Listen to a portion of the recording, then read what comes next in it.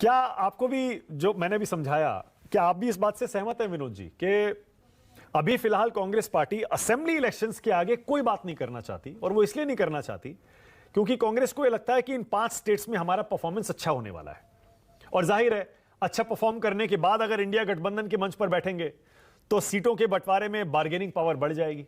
अभी शायद उस पोजीशन में कांग्रेस पार्टी नहीं है। देखिए, दो चीजें हैं। एक तो दिनकर जी ने कहा कि क्षमा सोभती उस भुजंग को जिसके पास गरल हो। गरल का मतलब शक्ति। हाँ, वो क्या जो नखवीन विनीत दंत सरल हो।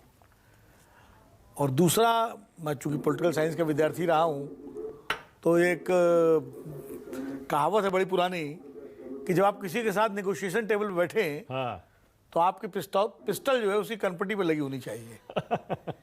हाँ, मतलब ये इनके हाँ, सामने टेबल पे भी रखी हो तो भी ठीक हो जाता है। मतलब टेबल पर रखी कनपट्टी लगी, बात वही है। तो ये डराने धमकाने वाली बात ये कहीं दूसरे संदर्भ में हो गई, लेकिन शक्ति, बात शक्ति की है दरअसल। वो पिस्तौल भी शक्ति का प्रतीक है और ये गरल भी शक्ति का प्रतीक है। जब आप चाहे आपने दोस्तों के साथ हो, ये सामान्य जीवन में भी आता है। हाँ। आप दोस्तों के साथ भी आपके रिश्ते तभी मजबूत होते हैं जब आपके पास कुछ पैसा, पद, ताकत कुछ होता है आपके पास। वरना बहुत बेचारे फटे हाल किसी दोस्त को बहुत लंबे समय दोस्त भी नहीं ढोते। हाँ, कांग्रेस ये चीज देख चुकी 2018 में, 2019 में। 2018 में 3 राज्य जीतने के बाद एक तो कांग्रेस को भी एक गुमान हो गया था, अलका जी क्षमा करें मुझे इस बात के लिए, लेकिन मुझे कहने में कोई गुरेज नहीं है। एक घमंड हो गया था कांग्रेस को, गुमान हो गया था कि अब हम पूरा हिंदुस्तान जीत लेंगे। तो उन्होंने पूरे तरीके से किसी भी अब विरोधी दल को साथ लेने की कोई सार्थक पहल 2019 में कांग्रेस पार्टी ने नहीं की। और जो दूसरी पार्टियां थी उनको भी लगता था कि ये तो बीजेपी हारी है अपनी कारणों से। 3 राज्य चूंकि सत्ता तीनों राज्यों में उसकी सरकार थी, एंटी इनकम्बेंसी थी, इसलिए हार गई, और कांग्रेस अभी है नहीं। तो उन्होंने भी कोई ज्यादा उसके लिए कांग्रेस को भी भाव नहीं दिया, दूसरे दलों ने भी। और सबकी अपनी अपनी महत्वाकांक्षाएं थी। कांग्रेस के पास वो ताकत नहीं थी कि वो मोल भाव कर सके, और विरोधी दलों ने जो उसको महत्व नहीं दिया। इस बार इंडिया गठबंधन बन गया है बड़े प्रयास से। बना, कर्नाटक और हिमाचल जीतने के बाद कांग्रेस का हौसला बढ़ा हुआ है। कांग्रेस की रणनीति ये है, जो आपने कहा उसको मैं और थोड़ा सा व्याख्या कर देता हूं कि ये जो 5 राज्य हैं इनमें सब अपनी अपनी ताकत आजमा लें। मान लीजिए समाजवादी पार्टी भी लड़ रही है, बीएसपी भी लड़ रही है, आम आदमी पार्टी भी है, जनता दल यू भी है, सब आ रहे हैं। ठीक है, लड़ लीजिए, चुनाव है, सबको अधिकार है लड़ने का। और जब नतीजे आ जाएंगे उसके बाद जिसकी जितनी ताकत होगी उस हिसाब से बैठ के बात करेंगे। मूल बात है समाजवादी पार्टी की, आम आदमी पार्टी की और कांग्रेस की। जेडीयू को मैं उतना इसलिए नहीं क्योंकि जेडीयू कुछ मध्य प्रदेश में लड़ रही है, पर बिहार में उनका कमोबेश समझौता हो जाएगा। हाँ। अब मध्य प्रदेश में समाजवादी पार्टी का क्या परफॉर्मेंस रहता है, इस पर आगे की तस्वीर साफ होगी, और कांग्रेस का क्या रहता है। इसी तरह आम आदमी पार्टी का है।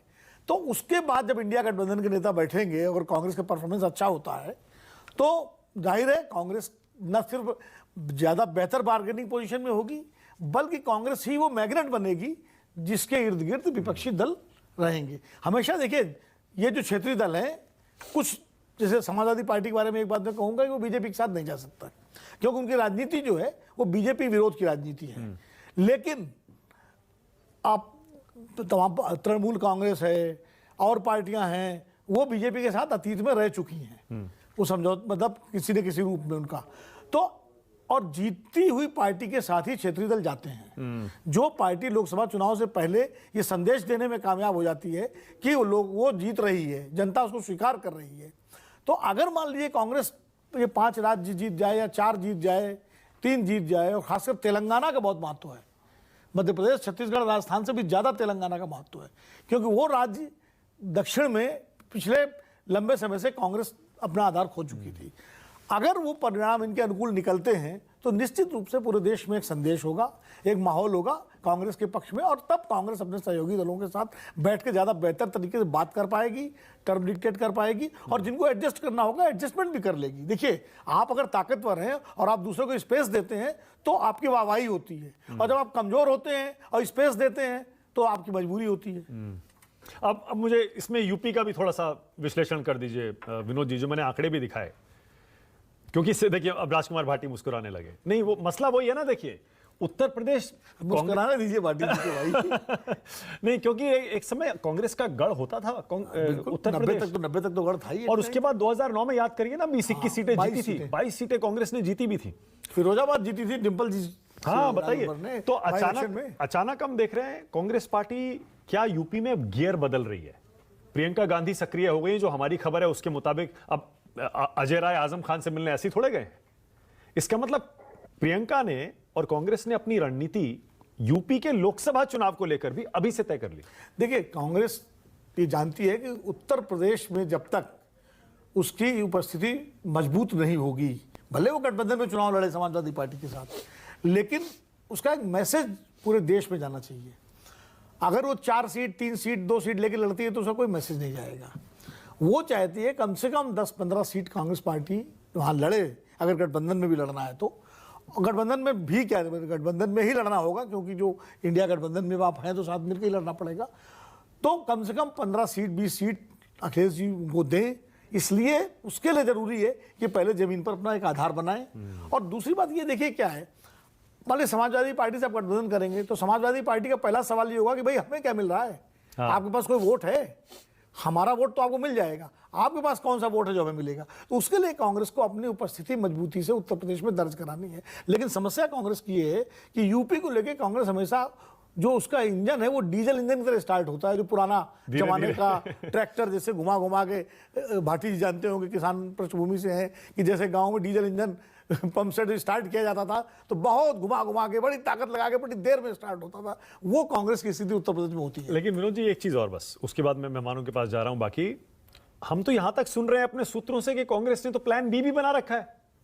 कांग्रेस कोशिश कर रही है, अगर सपा से बात नहीं बनी तो बीएसपी के साथ चली जाएगी, क्योंकि कांग्रेस को इस बार ये लग रहा है कि ये जो मुस्लिम वोट बैंक है जो छिटक गया था, बहुत निर्णायक है यूपी में, वो इस बार कांग्रेस के साथ आ सकता है। राहुल गांधी ने भारत जोड़ो यात्रा से मुसलमानों में एक बड़ा संदेश दिया है। देखिए, मेरी जहां तक कि मोदी जी के खिलाफ, बीजेपी के खिलाफ कोई लड़ सकता है तो वो राहुल गांधी है। मेरी जहां तक जानकारी है, जो मेरी कुछ अपने कांग्रेस में जो मित्र लोग हैं, मेरे तो हर पार्टी में मित्र हैं, शलमणि जी भी मेरे छोटे भाई की तरह हैं, बीजेपी में हैं, तो हाँ। तो मेरी जो जानकारी है, कांग्रेस में इसको लेकर 2 राय हैं। अजय राय के अलावा भी 2 राय हैं। हाँ। एक राय ये है कि बीएसपी से तार जोड़ा जाए और बीएसपी के साथ किया जाए, जो धुर समाजवादी पार्टी विरोधी खेमा है, एक खेमा है।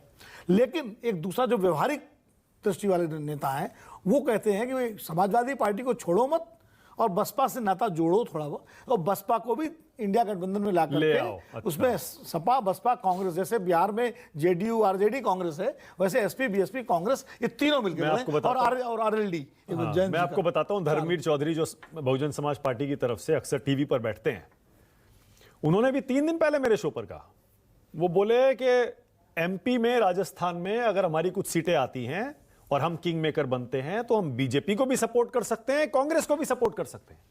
नहीं, वो तो देखिए, बीएसपी, उन्होंने कहा कि हम किसी के साथ भी जा सकते हैं। मानक जी, एक चीज मैं कह दूं, उसके बाद आप फिर पैनलिस्ट के पास जाइए।